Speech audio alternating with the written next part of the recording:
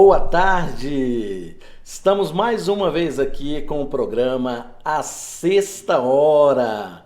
Queremos, com esse programa, entrar na sua vida, entrar na sua casa e tirar você desses momentos difíceis, tirar você dessas crises, dessas tempestades emocionais, dessa confusão na sua identidade que muitas vezes deixa você tão triste, tão frustrado com as coisas que estão acontecendo na sua vida.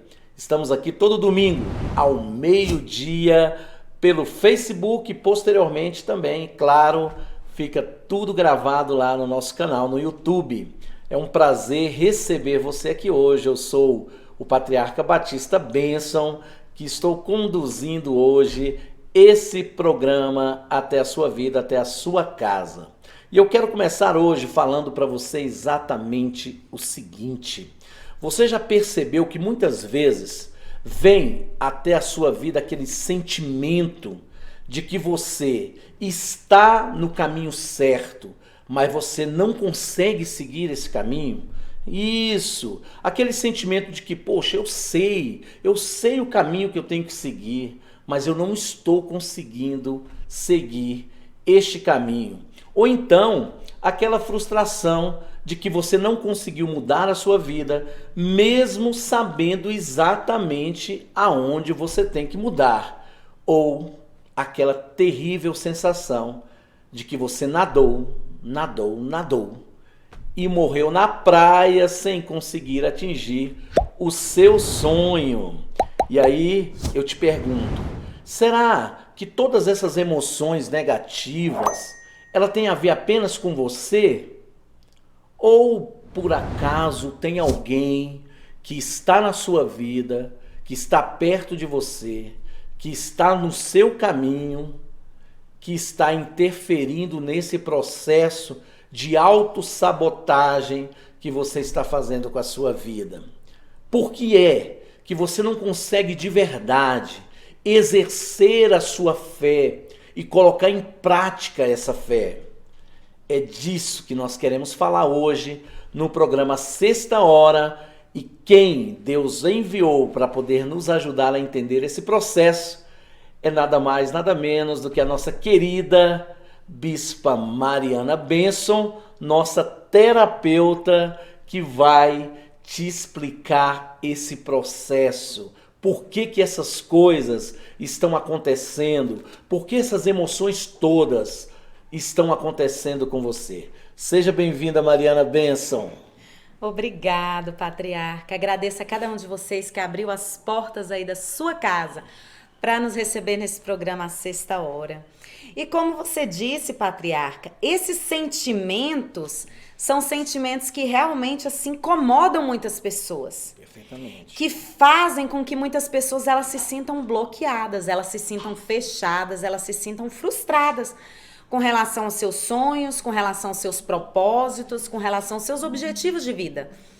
Elas sentem que fazem, mas muitas vezes não conseguem sair do lugar.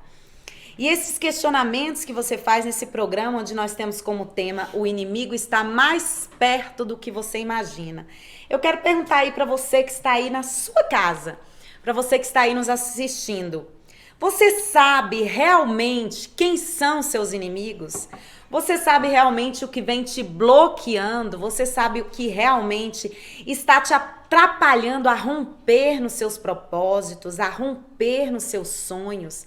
Você sabe realmente o que te angustia, o que te aflige e o que te faz travar dentro daquilo que para muitos parece tão simples e tão fácil, né? Tem pessoas que chegam para nós, que chegam em nossos consultórios reclamando justamente isso, né, Batista? Falando justamente desse sentimento de que para todo mundo as coisas parecem que foi tão simples, mas para mim é tudo tão difícil. Né? Que para as pessoas, às vezes as pessoas chegam e falam, ah, não, mas toma certa atitude com seu casamento, faz determinada coisa na sua igreja, eu já fiz isso como líder, eu já fiz aquilo como pastor e foi tão simples, tão fácil de resolver. Mas que para aquelas pessoas, elas olham e falam assim, para mim não é fácil, para mim é difícil, para mim é complicado. E vem aquela sensação que apesar, né, da Bíblia Sagrada dizer para você parar de ficar olhando para a vida do ímpio, vem aquela sensação de que a grama do vizinho está sempre mais verde e que a coisa para você não acontece, né? Exatamente. Que muitas vezes surge até um sentimento meio que de inveja pela grama do vizinho, né? Pela grama do outro. Ah, não, mas olha o relacionamento do meu amigo, casou na mesma época que eu e tá tão bem, tão feliz, meu casamento tá um desastre. Exatamente. Ou então olha e fala assim: ah, não, mas fulano foi ungido no mesmo curso de obreiros que eu. Ah, só pode ser o pastor que tá passando a mão na cabeça do fulano, é porque o fulano é o dito puxa-saco, pra ele tudo é mais fácil, pra mim tudo é mais difícil. E fica aquele sentimento de angústia e de aflição, de frustração na vida. Dentro do ministério, dentro do relacionamento, dentro do emprego, sabe, dentro da família, várias e diversas áreas da sua vida. E aí o terapeuta também, Batista Benson, ele falou uma coisa muito bacana quando ele estava falando, que é justamente sobre a autossabotagem. A gente costuma muitas vezes achar que a culpa sempre é do outro, né? Se algo não está dando certo na minha vida, é porque o outro está agindo de alguma forma, é porque o outro não está agindo, é porque o meu marido, é porque a minha esposa, é porque o meu líder, é porque o meu pastor, o meu chefe. A culpa sempre é do outro. Só que quando nós paramos para pensar e nós refletimos na nossa vida, e é essa reflexão que eu quero trazer para você hoje, muitas coisas deixam de acontecer nas nossas vidas, ou simplesmente acontecem de forma atropelada, justamente porque nós estamos nos auto-sabotando. E aí eu quero trazer para você essa questão da autossabotagem para que você entenda que processo é esse de autossabotagem. O que realmente é essa autossabotagem que muitas vezes a gente vê vários terapeutas, coaches, falando em seus programas, em seus consultórios. O que é essa autossabotagem? A autossabotagem, ela é nada mais, nada menos do que os atos que você próprio faz na sua vida para dificultar ou inviabilizar mudanças que para você seriam mudanças boas, seriam mudanças importantes, seriam coisas significativas para que você tivesse uma qualidade de vida melhor. Exemplo, muitas vezes você olha e fala assim: ai, eu sou diabético, eu não posso comer doce.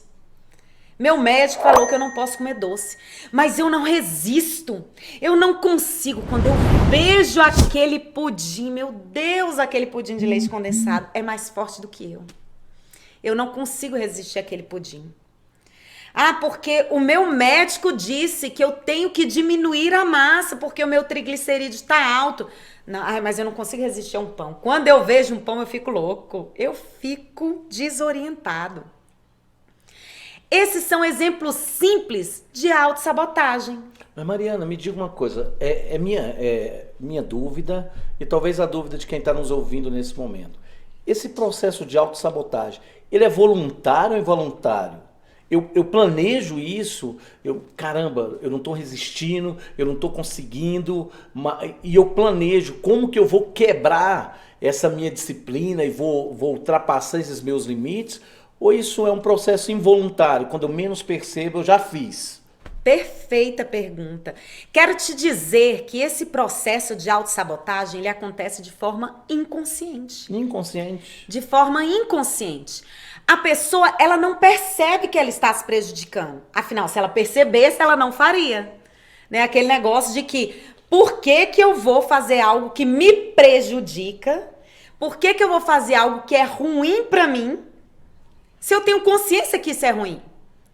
Então, todo esse processo de autossabotagem, ele começa mesmo de forma inconsciente. É porque eu digo o seguinte, porque às vezes, você colocou assim, por exemplo, não, às vezes eu tenho consciência, se eu fosse consciente eu não faria, mas às vezes você é mais forte, você é maior.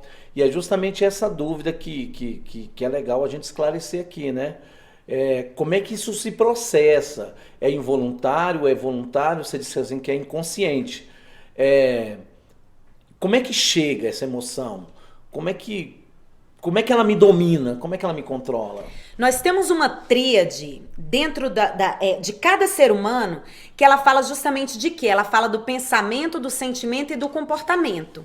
Perfeito. Quando nós falamos dessa tríade, o que acontece? É como se gera esse processo dentro de cada ser humano. Como que eu me comporto diante da vida, como que eu me comporto diante das circunstâncias. Para eu me comportar de determinada forma, o que eu tenho que fazer? Primeiro eu penso. Eu penso que algo é importante, eu penso que algo é legal, eu penso que algo eu não consigo viver sem aquilo. A partir do momento que eu penso dessa forma, isso se gera um sentimento de mim. Não, eu tenho a necessidade de fazer isso. É um sentimento. E aí, quando a gente fala que algo que é mais forte do que eu, é justamente esse sentimento. Por quê? Porque eu penso que eu não consigo viver sem aquele doce. Eu penso que eu preciso daquele doce, mesmo o meu médico tendo dito que aquilo vai me fazer mal. Então, eu penso que aquilo é bom pra mim, eu penso que aquilo é gostoso pra mim. E a partir dali, eu sinto a necessidade daquilo. Por quê? Porque eu pensei que aquilo é necessário pra mim. E aí é onde eu me comporto fazendo aquilo, utilizando aquilo, tendo certos tipos de comportamento, mesmo quando eu sei que aquilo pode me fazer mal. Entendo. Então tem uma programação mental e aí esse sentimento ele vem de uma forma que vai dominando você. Quando você perceber, você já está lá. Exatamente. Já está fazendo. Exatamente. E são sentimentos que eles são provocados justamente por causa de pensamentos que a gente vai permitindo com que eles aconteçam conosco no decorrer da vida. E aí, quando a gente fala sobre isso, existem a origem das autossabotagens. Por que que esse pensamento vem para mim? E aí eu tenho um autor muito bacana que eu gosto muito, que a gente estuda muito ele dentro do movimento Mão Pro Riso, que é o José Roberto Marques, que ele é coach e ele fala muito sobre essa autossabotagem. E José Roberto, ele diz o quê? Ele coloca 4 pontos específicos muito bacanas que eu gostaria de trazer para você aqui hoje, que são os pontos que dão origem à autossabotagem, que dão origem a esse pensamento que vem dentro de mim, que acaba me dominando e que me faz ter o comportamento da autossabotagem. Antes de você falar dos temas, é interessante a gente colocar aqui para o nosso público, então, aquela ideia do salmista, né? No Salmo 51, onde ele diz: esquadrilha o meu coração, vê se há em mim algum caminho mau.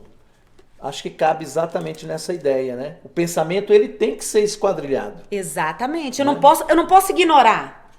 Porque ele pode vir por diversas circunstâncias. Ele vai vir. Nós somos seres humanos.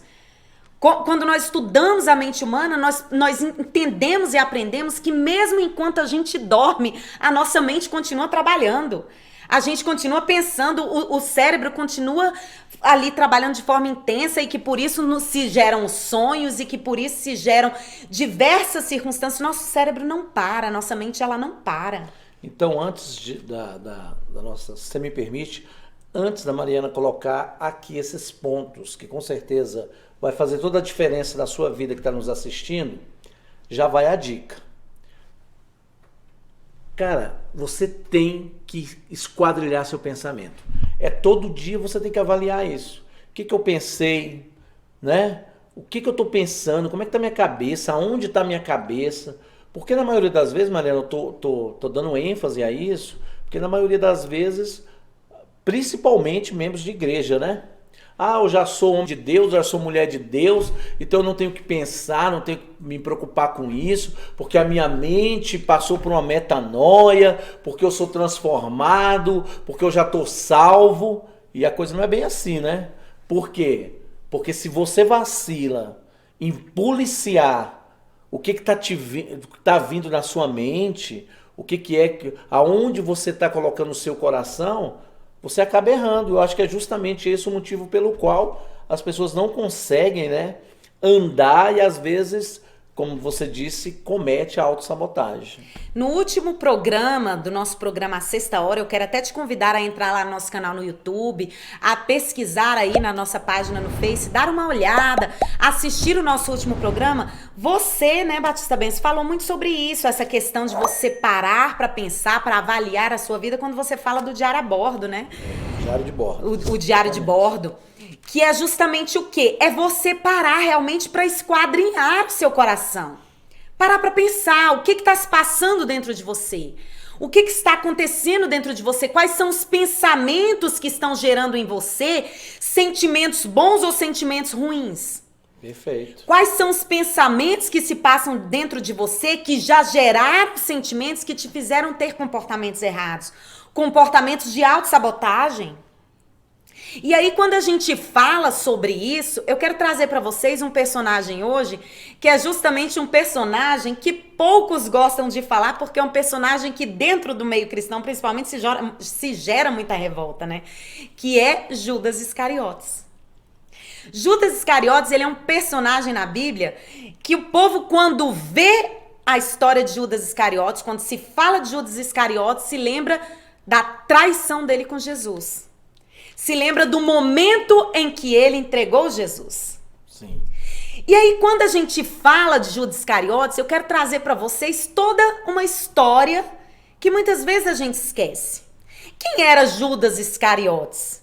Judas Iscariotes foi uma das pessoas que ali, junto com os outros 11 discípulos, foi escolhido para andar com Jesus. Perfeito. Foi uma pessoa que foi escolhida para estar com o mestre dos mestres. Foi uma pessoa que foi escolhida para estar andando, aprendendo, sendo discipulado, sendo mentoreado pelo mais fantástico, pelo mais magnífico, pelo melhor. Pelo melhor, que foi o próprio Jesus Cristo. E durante 3 anos, Judas Iscariotes, ele passou dia após dia aprendendo com Jesus. Exatamente. Ele passou dia após dia aprendendo como ser verdadeiramente um seguidor de Cristo. Como verdadeiramente fazer milagres. Ele não era aquele que aprendeu de ouvir falar. Ele era aquele que aprendeu em andar com Jesus.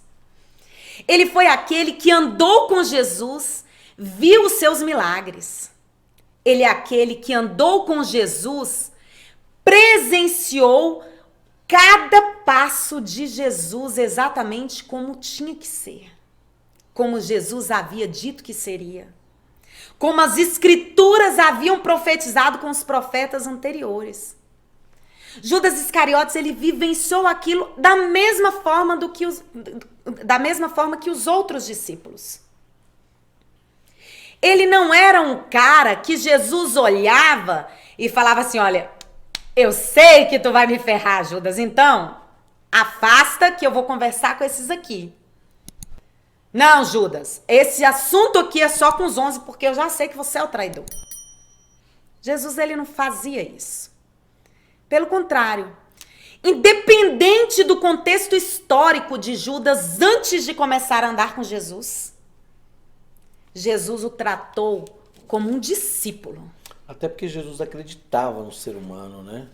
E por mais que ele percebesse, ele estava lhe dando aquela oportunidade, né?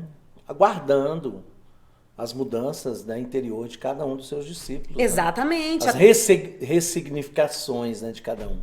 Até porque as escrituras diziam que Jesus seria traído, mas não dizia por quem. Poderia ser qualquer um.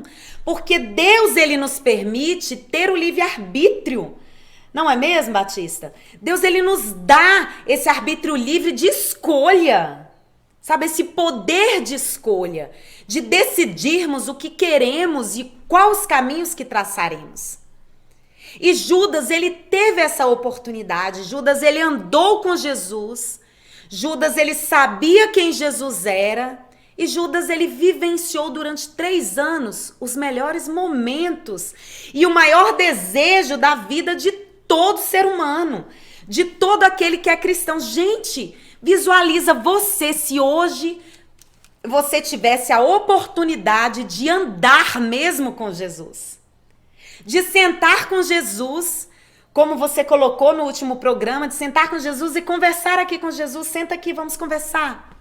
Sentar com Deus, olhar olho no olho e falar, me ensina o que eu tenho que fazer. Judas, ele teve essa oportunidade de sentar com o próprio Filho de Deus, de sentar com Jesus. Só que Judas começou a ter pensamentos. Judas começou a deixar passar dentro de si pensamentos que foram gerando sentimentos nele. E aí eu gostaria que aí na sua casa você abrisse aí a sua Bíblia no livro de Mateus, capítulo 26. Pega a sua Bíblia aí na sua casa, abra a sua Bíblia aí no livro de Mateus, capítulo 26. Capítulo 26, do versículo 14 ao versículo 16. Mateus, no capítulo 26, do versículo 14 ao versículo 16, diz assim: Então, um dos 12, chamado Judas Iscariotes, indo ter com os principais sacerdotes, propôs. Quem propôs? Judas. Que me queres dar? E eu vou-lo entregarei. E pagaram-lhe 30 moedas de prata. E deste momento em diante, buscava ele uma boa ocasião para o entregar. Queridos, eu quero ressaltar para você que naquele momento, quem procurou os sacerdotes foi Judas.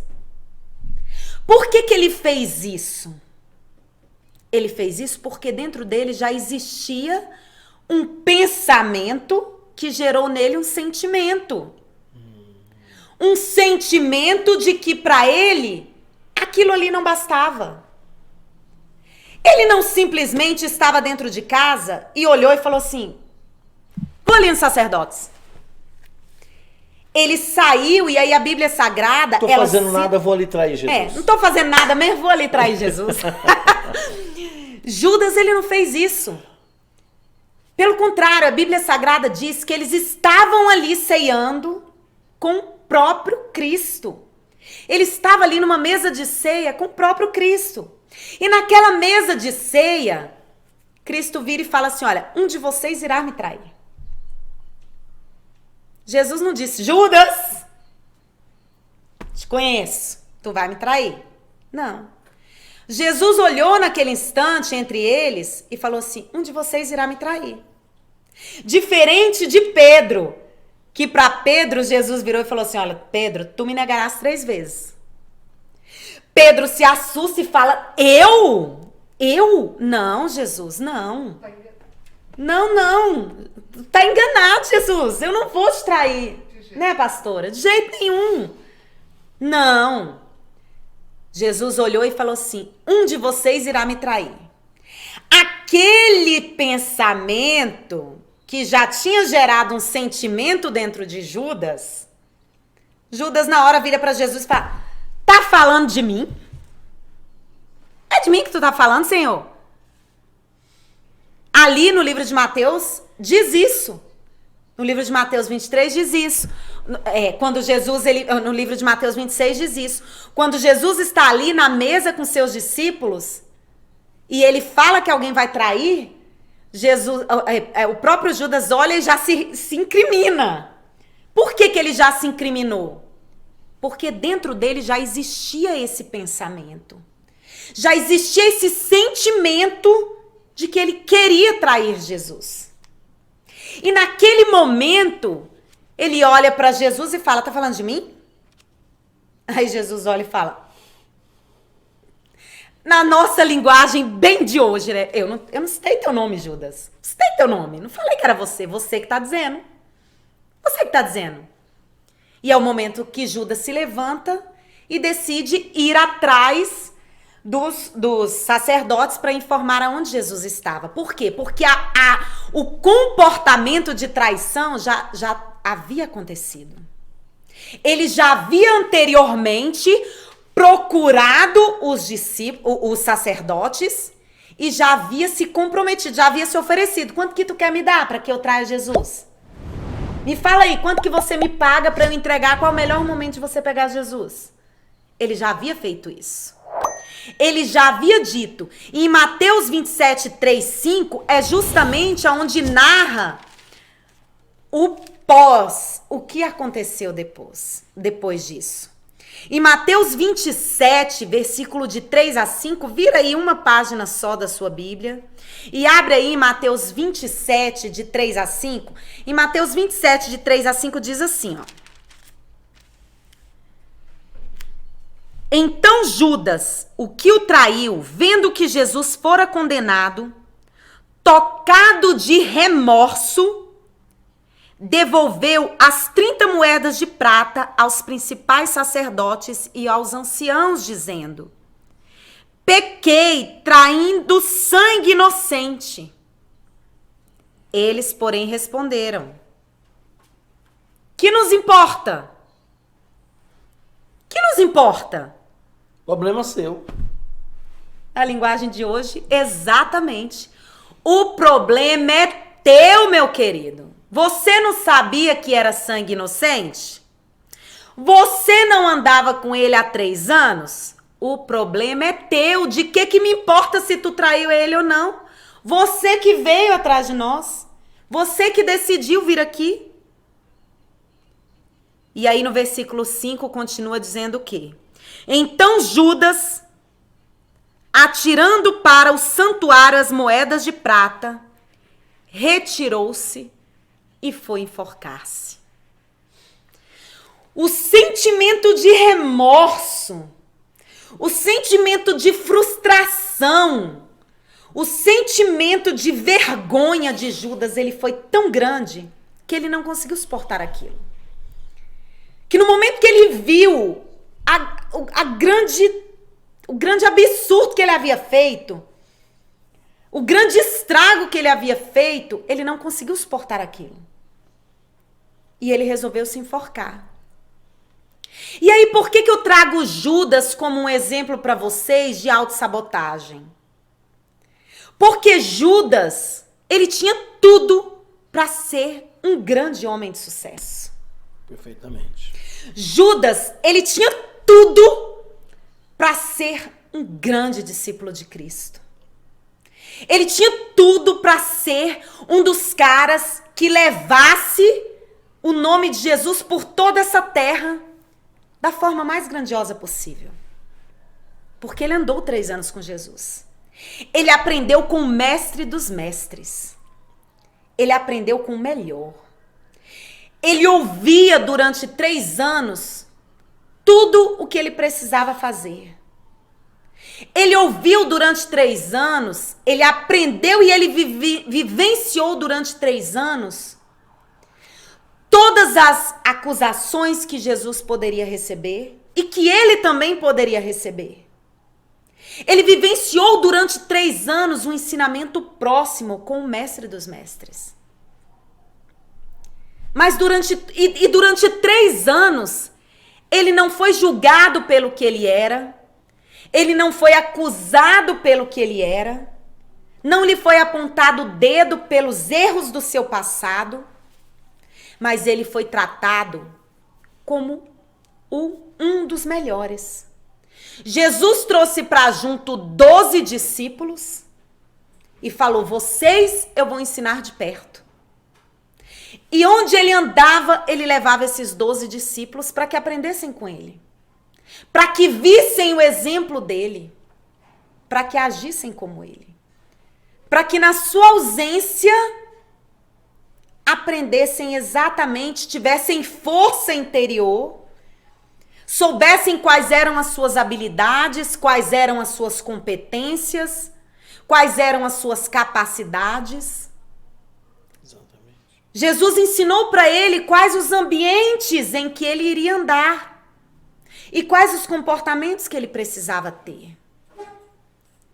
Jesus trabalhou com cada um deles quais eram as crenças limitantes que eles tinham sobre si e como que isso poderia ser mudado, como que isso poderia ser transformado O próprio Jesus disse para eles, olha, se você crer, se você tiver fé, você fará milagres maiores que os meus. Você olhará para uma montanha e dirá para uma montanha, saia de um lado e vá para o outro, e ela vai andar. Porque Jesus acreditava no ser humano. Porque Jesus acredita no ser humano. E Jesus ensinou isso para ele. Olhava para ele e falava, não se preocupe, se você tiver fé, se a sua fé for do tamanho de um grão de mostardas, você vai ver montanhas. Só que Judas já tinha um sentimento dentro de si de autossabotagem. E aí, quando eu comecei falando para vocês do estudo de José Roberto Marques, ele cita 4 questões, 4 origens da autossabotagem, que eu quero que você reflita hoje sobre a sua vida. Talvez você esteja aqui nos ouvindo nesse programa de hoje e você começa a se reconhecer, de olhar e falar assim, gente, isso na verdade, tudo que está acontecendo na minha vida hoje não é culpa do outro, é porque eu realmente estou me auto-sabotando. Eu ando com pessoas boas, eu tenho os melhores pastores cuidando de mim. Eu tenho uma liderança, um discipulador, eu tenho um pai na fé que cuida de mim, que vive me orientando, vive me falando palavras que me querem me valorizar, que querem fazer com que eu eleve a minha autoestima, que querem me mostrar aquilo que eu tenho de bom.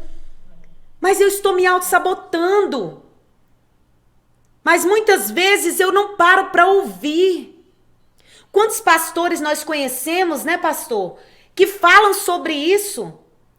Que reclamam, que falam para a sua liderança, mas a liderança não ouve. Exatamente. Que muitas vezes a liderança o trai. Vira as costas sem dizer um muito obrigado. Quantos pastores sofrem porque não conseguem entender o quanto dão e o quão pouco recebem.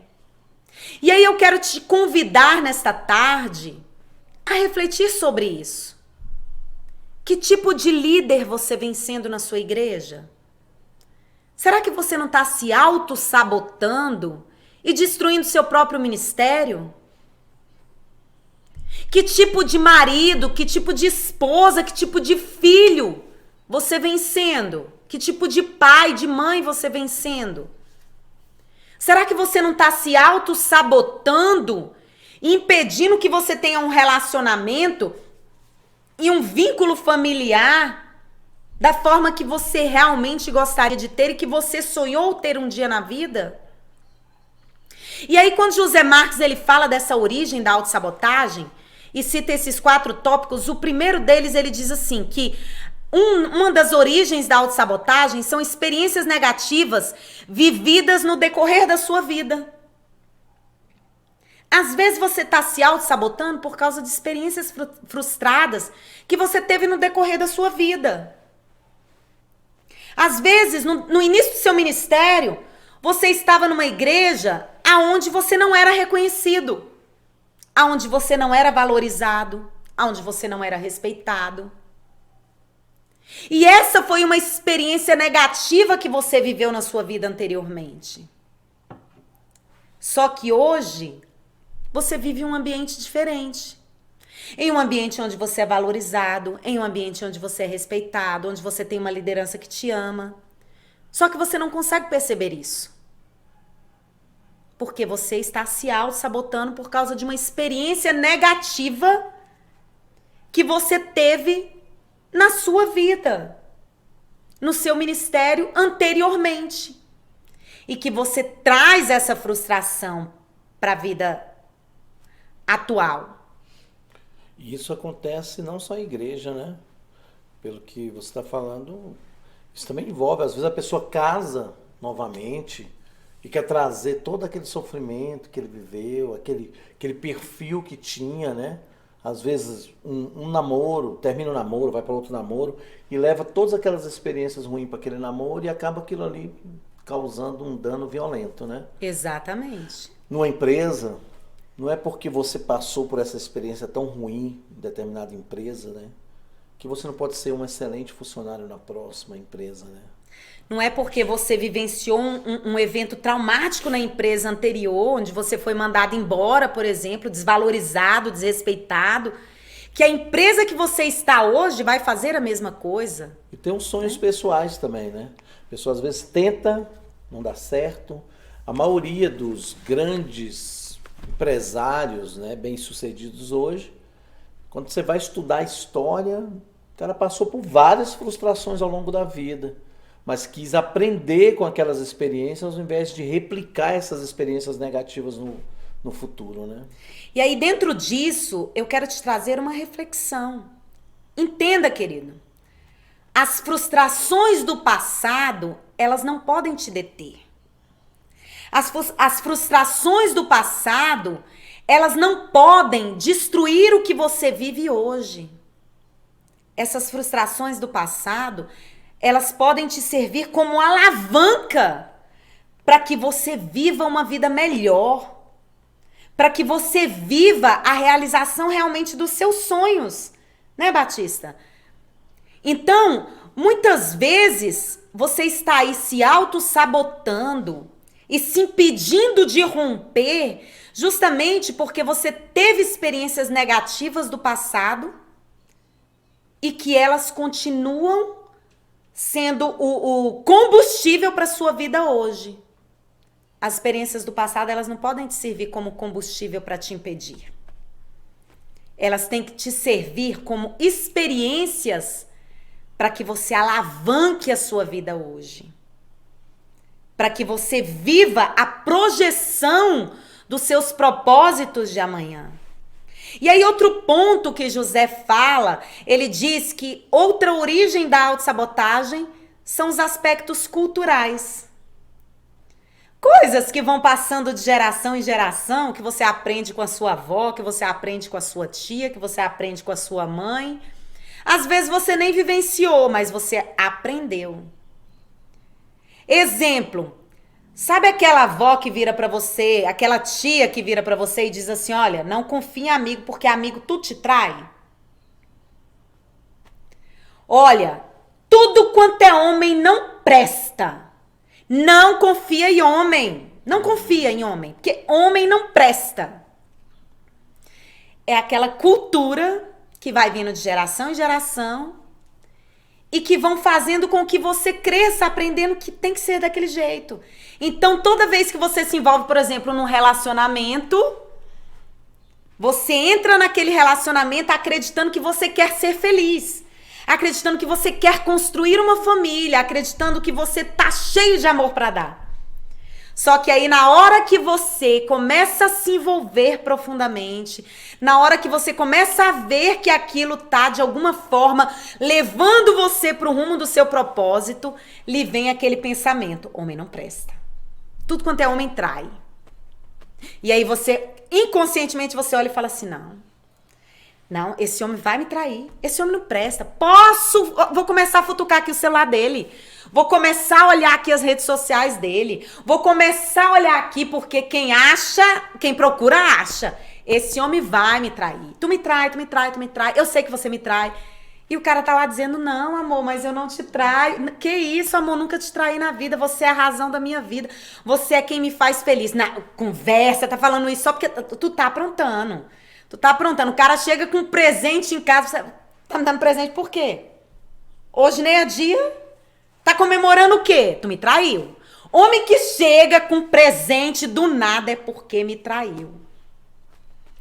O que é isso? É aquele aspecto cultural. E às vezes sai do casamento, vai visitar a mamãe e conta a história. A mamãe vai, o que eu te falei. Não te disse? Tem coisa errada aí. Por quê? Por causa de um aspecto cultural. E aí esse aspecto cultural, ele traz um terceiro ponto que José Marques ele fala também, que é qual? São as experiências negativas de outras pessoas que nos influenciam emocionalmente. Que é aquilo, quando você chega pra sua mãe e fala assim, mãe, ele me traiu, mãe. Tu não acredita, mãe, ele me traiu. Eu te falei. O que eu te disse? Tudo quanto é homem trai. Teu pai me traiu. Teu pai me traiu. Teu avô traiu a tua avó. Homem não presta. Já não te falei? Tivesse me ouvido, ó, tinha ficado solteira. Né? Por quê? Por causa das experiências negativas que as outras pessoas viveram. Não foi uma experiência sua. E aí, quando você vai parar de forma equilibrada, aí senta, e depois que a emoção, que o comportamento já foi explosivo, que aí senta o casal pra conversar, aí depois você volta e fala, mãe, não me traiu, mãe. Me traiu não, mãe, tu acredita? Era só uma impressão, mas eu tava cega de ódio. Mas essa impressão, quando ela aconteceu, foi justamente por trazer a experiência da mãe e da avó. E não entende que aquela realidade dela é outra, bem diferente. Exatamente. A mãe era acostumada a conviver com a traição do pai, aonde dava presente toda vez que traía. Só que a esposa vive com uma outra pessoa. Uma pessoa que simplesmente a ama. E que decidiu levar um presente porque viu algo na loja, achou bonito, achou interessante e falou, vou fazer uma surpresa para minha esposa. Perfeito. A experiência do outro influenciou na autossabotagem dela. E aí o quarto e último aspecto é justamente os comportamentos negativos das outras pessoas que nos influenciam negativamente. Que é diferente da experiência e do comportamento. Que a experiência é o quê? Eu falo isso porque a minha mãe teve uma experiência. Agora o comportamento é o quê? Aquela outra pessoa, ela tem um comportamento que me influencia. Que comportamento pode ser esse na prática? Eu sou uma pessoa extremamente fofoqueira. Eu adoro falar da vida dos outros. Até porque falar da vida dos outros me dá prazer. Essa semana mesmo eu vi uma reportagem que eu fiquei chocada, onde falando dessa questão digital das influencers, né, digitais, uma das pessoas falando sobre os fake news, falando sobre mentiras que postavam na internet, ela falava isso. Porque o repórter perguntava para ela, falava assim, mas por que você lançou um fake news a respeito desse casal? E ela virou e falou, não, porque eu achava graça. Porque eu me divertia. Porque eu me divertia em ver os comentários. Em síntese, eu me divertia em ver a desgraça alheia. Eu me divertia em ver a fofoca. Eu me divertia em ver o tanto de gente que entrava na minha rede social para falar mal de um casal que nunca viu na vida. São os comportamentos que me influenciam. Eu ando... E aí é aquele ditado, né, que todo mundo diz, né? Me diz com quem tu andas que eu te direi quem tu és. É o comportamento. Eu ando tanto com fofoqueiro, que quando eu vejo eu já tô fofocando da vida de todo mundo. Por quê? Porque o comportamento do outro me influencia. Eu ando tanto com pessoas que tratam o relacionamento como se fosse nada, que daqui a pouco eu também estou achando que o relacionamento não é nada, eu também estou achando que a traição é normal. Uhum. Eu estou dentro da igreja, vendo o irmão falar mal do outro irmão, e eu sou tão omisso àquilo que daqui a pouco eu estou me comportando da mesma forma, apesar de eu achar aquilo desprezível. Eu olho como líder e falo, gente, isso aqui é a igreja do Senhor Jesus. É muito feio um líder tá falando de outro líder. Ah, mas é meu amigo. Não vou falar nada não, né? Vai que magoa, né? Vai que deixa ele triste, que ele para de andar comigo. Gostando dele, apesar de ser fofoqueiro, né? Eu gostando dele. Quando eu menos dou por mim, eu já tô me comportando da mesma forma. Eu estou me auto-sabotando. Por quê? Porque pra mim eu não gosto disso. Eu não gosto de fofoca, eu não gosto de traição, isso não faz parte dos meus valores. Interessante. Mas quando eu vejo, aquilo tá mais forte do que eu. Por quê? Porque eu já estou pensando como fofoqueiro, eu já estou sentindo como fofoqueiro, eu já estou me comportando como fofoqueiro. Então, nesse dia, eu quero fechar esse programa com você, onde o tema dele é o inimigo está mais perto do que você imagina, para te trazer essa reflexão. Quem é o seu inimigo? quem realmente está agindo para te prejudicar? Esse inimigo é alguém, como o próprio patriarca começou esse programa hoje te questionando, esse inimigo é alguém que está longe de você, é alguém que está ali perto de você, segurando na sua mão, ou esse inimigo é você mesmo? Quando a gente falou de Judas Iscariotes, quando a gente fala de Judas Iscariotes, a gente vê Judas Iscariotes muitas vezes como inimigo de Jesus. Não, Judas Iscariotes foi lá entregar Jesus. Agora, neste programa, eu quero trazer para você essa reflexão. Quem era o inimigo de Judas Iscariotes? Até porque você poderia... É interessante a gente fazer o seguinte. Talvez você que está aí em casa esteja pensando assim, ou até assistir esse programa e ouvir essa ministração da Bispa Mari, você não tinha atentado para um detalhe. E talvez exatamente esse programa tenha essa intenção de tirar você dessa nebulosa, né?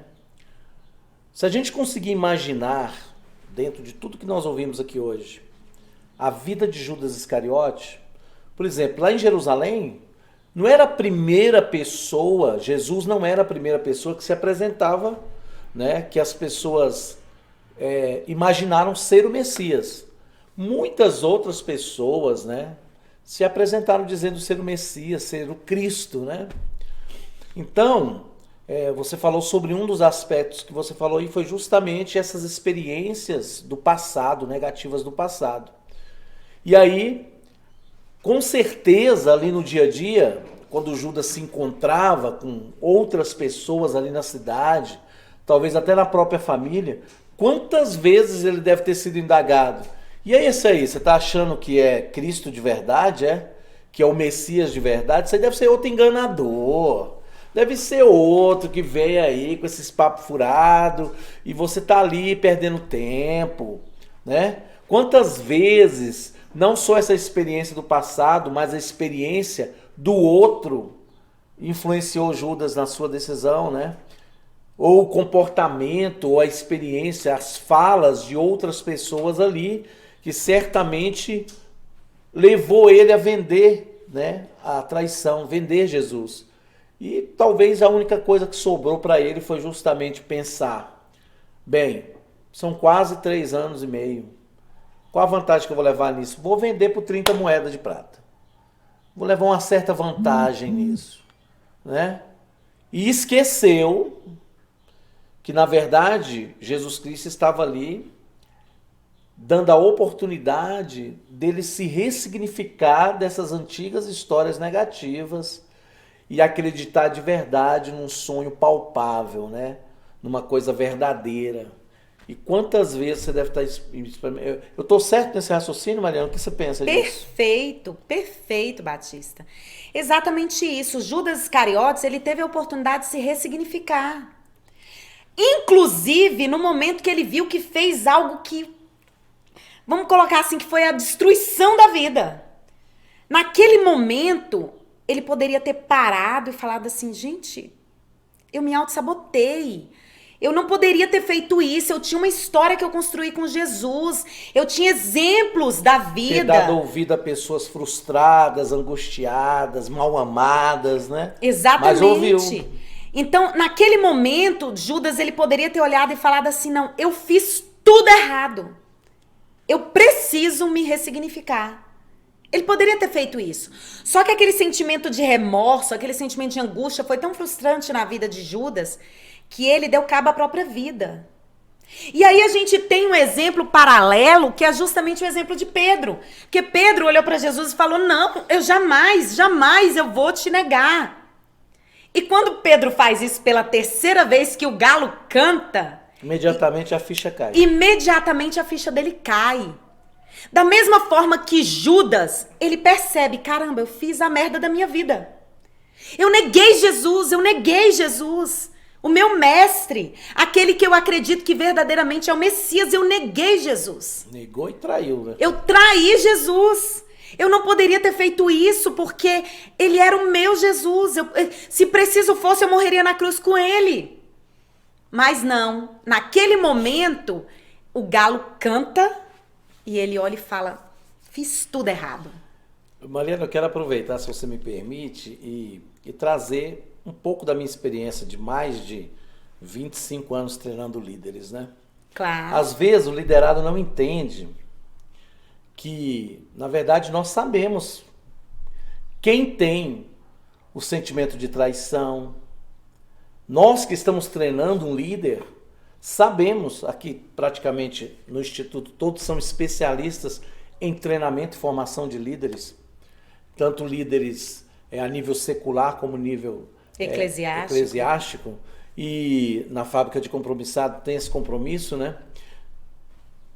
O mentor, ele sabe, Jesus sabia o tempo todo que determinada coisa está acontecendo, quem tem o potencial de trair, quem tem o potencial de negar. Traça o perfil, né? Mas o mentor, ele acredita que você vai conseguir ter discernimento de acordo com o andar da carruagem, com os treinamentos que você vai recebendo, com as experiências que você vai vivendo, né? Acredita ao lado, que você vai buscar o recurso, né? Você vai encontrar o recurso para perceber isso, né?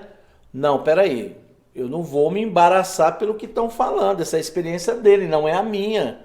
Eu estou percebendo que realmente algo diferente está acontecendo comigo. Eu tenho definido o meu propósito, aonde eu quero chegar. Não vou me embaraçar pelo que fulano está dizendo, pela experiência traumática que o outro trouxe de uma outra igreja, né? Não, se perde junto porque se auto-sabota, né? Exatamente. Não consegue perceber e acaba tendo um ministério frustrado lá na frente. Às vezes vai fazer, se fica ali pensando assim, não, o pastor está demorando para me reconhecer, o pastor está demorando para me ungir. E você se desespera, né? Mas não é a sua experiência.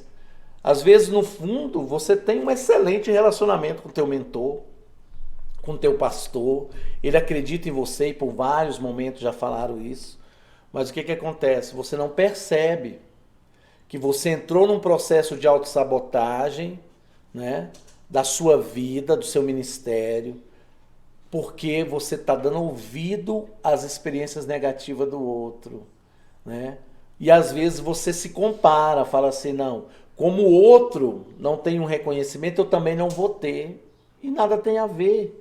Né? Por quê? Porque as experiências elas são individuais. E aí quantas pessoas se perdem porque o outro falou, porque foi na onda do outro, né? Porque viveu as experiências negativas do outro. E aí acontece como aconteceu com Judas Iscariote, acaba se perdendo, se frustrando. Tem gente que até faz bobagem com a sua própria vida, né? E isso é muito triste, é muito triste. A gente vê líderes que poderiam estar arrebentando a boca do balão e acabam se tornando pessoas pequenas, com ministérios pequenos, porque não entendeu o perigo do que você está trazendo hoje, com essa forma tão graciosa para a gente aqui hoje, que é esse processo que você explicou muito bem, Mariana, de autossabotagem, né? De percebermos que o inimigo muitas vezes está muito mais perto do que nós podemos imaginar. De que o inimigo o inimigo de Judas não era Jesus, né? E nem os sacerdotes. E nem os sacerdotes. Tanto que eles falam, né? Eu não tenho nada a ver, cara. É tua história, você tinha que ter cuidado da tua história. Sua decisão, o que eu tenho a ver com isso? Quem estava com ele era você que sabe do caráter desse Jesus, você que andou com ele, viu se os milagres eram verdadeiros ou não era eu que tinha que avaliar isso, né? Era você.